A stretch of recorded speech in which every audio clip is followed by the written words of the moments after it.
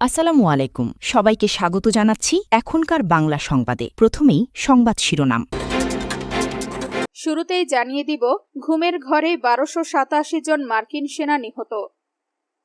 এরপর জানিয়ে দিব, টেলিফোনে দিল্লিতে আশ্রয় নেওয়ার কথা জানালেন ট্রাম্প।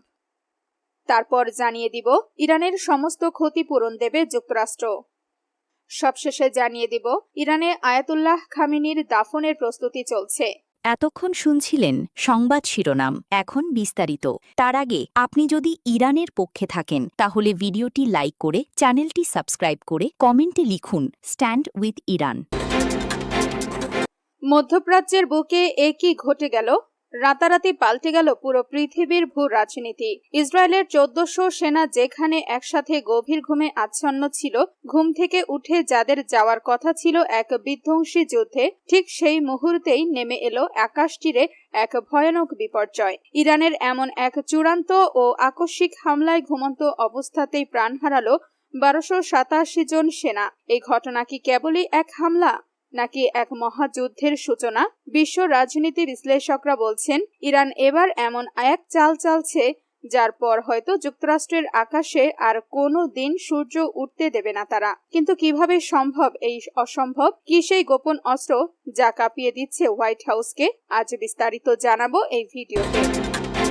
চলতি বছরের ফেব্রুয়ারিতে শুরু হওয়া ভয়াবহ ইরান যুদ্ধের পর এই প্রথম স্থায়ী যুদ্ধবিরতি ও বাণিজ্যিক জাহাজে চলাচলের নিরাপত্তা নিশ্চিত করতে মুখোমুখি অবস্থান নিল ওয়াশিংটন ও তেহরান। মার্কিন প্রেসিডেন্ট ডোনাল্ড ট্রাম্প জানিয়েছেন, দোহার আলোচনা ইতিবাচক দিকে এগোচ্ছে। কাতার ও পাকিস্তানের মধ্যস্থতায় চলমান এই সংক্ষেপে ইরান দাবি তুলেছে, তাদের জব্দ করা $24 বিলিয়ন অর্ধেক অর্থ অবমুক্ত করতে হবে এবং হরমুজ প্রণালীর ওপর ইরানের সার্বভৌমত্ব স্বীকার করতে হবে। এরই মধ্যে ওয়াশিংটন ও তেহরানের এই গোপন বা পরোক্ষ আলোচনা নিয়ে মার্কিন ইসরায়েল সম্পর্কের চির ধরা ফাটল এখন প্রকাশ্যে। ইরানের সাবেক সর্বোচ্চ নেতা আয়াতুল্লাহ আলী খামেনির জানাজা ও দাফনকে কেন্দ্র করে দেশ জুড়ে নিরাপত্তা ব্যবস্থা জোরদার করা হয়েছে।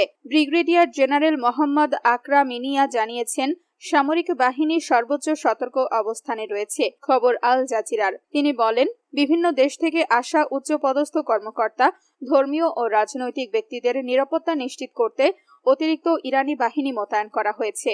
তিনি আরও জানান, দেশের স্থল, নৌ ও বিমান বাহিনী সীমান্ত এলাকা জুড়ে তাদের উপস্থিতি বাড়িয়েছে যাতে নিরাপত্তা পরিস্থিতি নিয়ন্ত্রণে থাকে।